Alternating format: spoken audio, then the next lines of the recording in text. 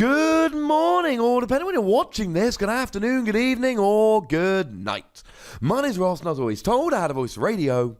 So today, we're going to be having a little bit of a look at a new Slowbro card. And ladies and gentlemen, this new Slowbro card is just ridiculous. Utterly ridiculous. Let's have a look-see, shall we?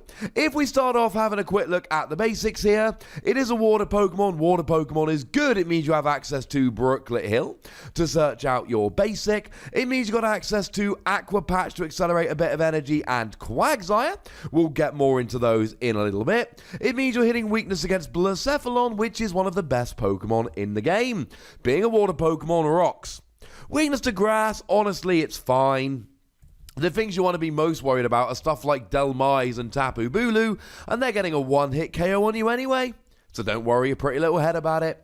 As for the 120 HP, that's kind of annoying because it leaves you just in Zoroark range. 130 would be a lot better.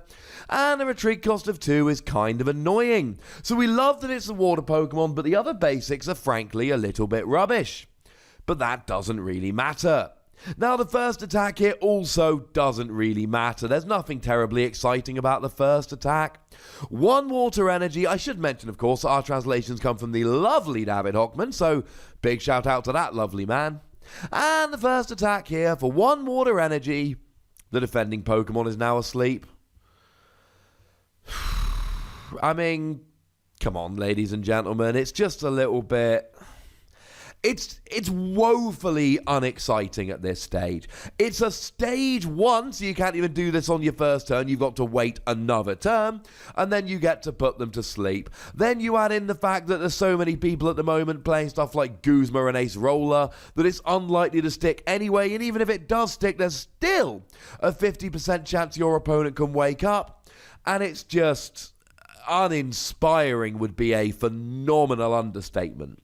But that doesn't matter because the second attack is both extremely good and extremely interesting.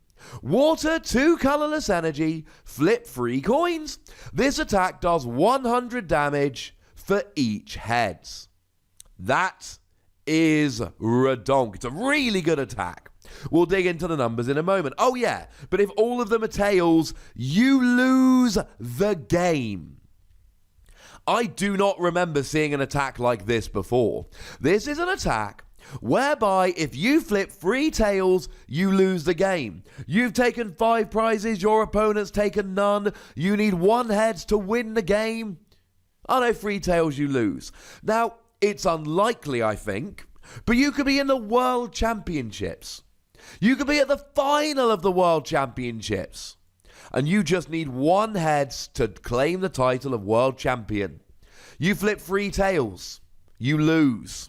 You are not the world champion. That's ridiculous. But come on. Does that not sound like one of the most interesting attacks that you've heard about for quite some time? Because for me, ladies and gentlemen, it totally, absolutely does. It's ridiculous. I cannot think of another attack whereby you just instantly lost the game. Now, clearly your opponent wants you to use this attack, and generally speaking, your opponent's flipping for attacks, something like the old Maximar Malamar EX, and your opponent will be sitting there crossing their fingers you flip no heads, so that you wouldn't do any damage. Can you imagine your opponent's behind in the game, and there's a chance here that you could actually flip enough tails that your opponent just wins the game straight away? It's ridiculous. And I love it. It had to be on Slowbro. It had to be on Slowbro. Now, if you're wondering about the chances, there is a 1 in 8 chance that you flip treble tails and lose the game. That is 12.5%. But of course, we do have Victini here. Victini lets you reflip. Now, if you only reflip on a double tails, then that's quite easy maths. It's a 1 in 64 chance of losing the game. There is essentially a 1 in 64 chance that you'll flip double treble tails, which is 1.5%. So the chances of flipping treble tails and then Victiniing and flipping treble tails are well, they're 1.5%. They're kind of close to what we would say is negligible. Doesn't really matter. But the thing is, what if you need 2 heads? What if you need 2 heads and you flip 1 heads? That's when it gets a lot more interesting. Now, at this stage, I need to give a shout out to the lovely Melkor who did the maths for me. And if you reflip when you hit either 0 or 1 heads, then your chances of losing the game actually increase to 6.25%, which is 1 in 16. Gonna be honest, not worked out the odds on reflipping if you flip 2 heads, because as we're gonna see in a minute, generally if you flip 2 heads, you'll be fine. But if you flip 0 heads and reflip, then your chances of losing are 1 in 6%. If you reflip with 1 or 0 heads, your chances of losing are 6.25%. And that's a little bit higher. So with the mathsy stuff out of the way, what about the damage? I mean, 1 heads, you're at 100 damage. So there's your evolving Pokemon. That's stuff like Ralts. That is stuff like Zorua. But it's also some evolved Pokemon that see quite a lot of play. Things like Makago and Malamar that sit there with 90 HP. They'll go down in 1 hit. That's not the most exciting thing. 1 heads with weakness, that will get a KO on Blacephalon. That's incredibly relevant, bearing in mind you're only a single prize Pokemon here. But 2 heads is where this Pokemon really shines. 2 heads means 200 damage. That's a straight KO on Lycanroc GX. That is a straight KO on Buzzwole GX. But then, of course, we can keep going. With a Shrine of Punishment, you're up to 210. That's a straight KO on Zoroark. And then, if you add a Choice Band instead, that's 230. There's your Gardevoir. And with a Choice Band and a Shrine of Punishment, that's 240. Everything from Decidueye down is KO'd. That is an awful lot of Pokemon being KO'd. Sure, there's the odd 250 HP Pokemon like Metagross that you won't KO, and there are a few Tag Team GXs, in fact most Tag Team GXs. You will be falling a little bit short, but pretty much everything else you will be. Then, of course, if you can flip 3 heads, and flipping 3 heads gives you the same chance as flipping 3 tails, it's 1 in 8. And remember, if you don't flip the 3 heads, you can reflip. But if you're flipping to get 3 heads, your chances of hitting those 3 heads are exactly the same as hitting 3 tails, because the probability essentially resets when you reflip. And yeah, that's kind of terrifying. I mean, look, if it's an I'm going to lose the game if I don't take a KO now, then it's totally worth flipping and risking losing the game, but otherwise it's probably not. But if you do flip 3 heads, how about a Magikarp and Wailord Tag Team GX? 300 HP, highest HP in the game, ladies and gentlemen, it goes down, 1 hit, 3 prizes, this will KO anything. Now, the thing is here, as risky as this is, and it is risky, it's not that difficult to get rolling. You're a stage 1, which isn't that bad. And then, of course, in terms of the energy, you can use double colorless energy.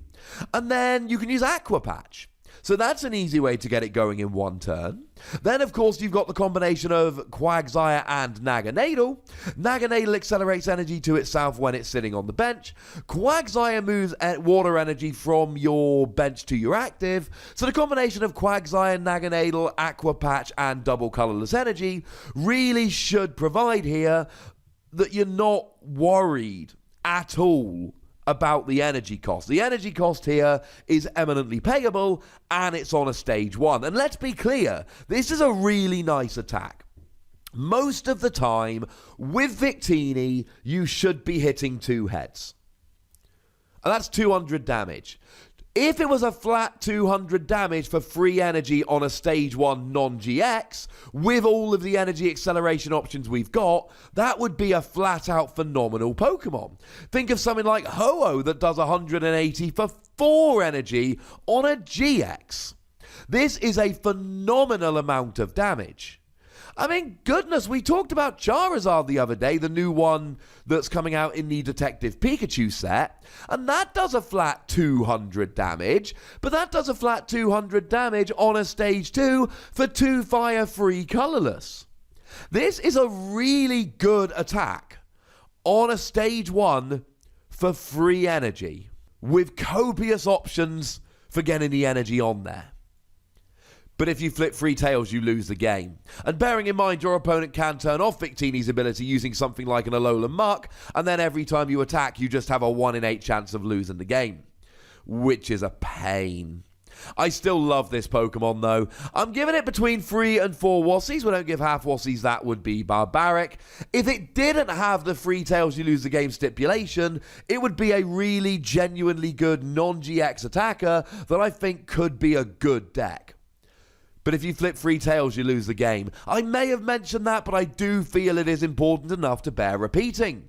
But ladies and gentlemen, I would very much like to know what you think about this. So please do let me know in the comment section. Go nuts! But please do remember the rule.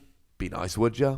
And then make sure you like this video, subscribe to this channel, follow me on Twitter at TheWassie, and Twitch for some live action at twitch.tv/PTCGRadio. If you want to support the channel, get some bonus podcasts and all of that, head on over to patreon.com/PTCGRadio, where you can do exactly that. And do make sure you're checking out youtube.com/WassiePlays, where we are talking Transformers and Keyforge and other fun games. But by far the most important thing, as always, is to look after yourselves until next time. Thank you very much for watching. My name's Ross, and you've been watching PTCG Radio.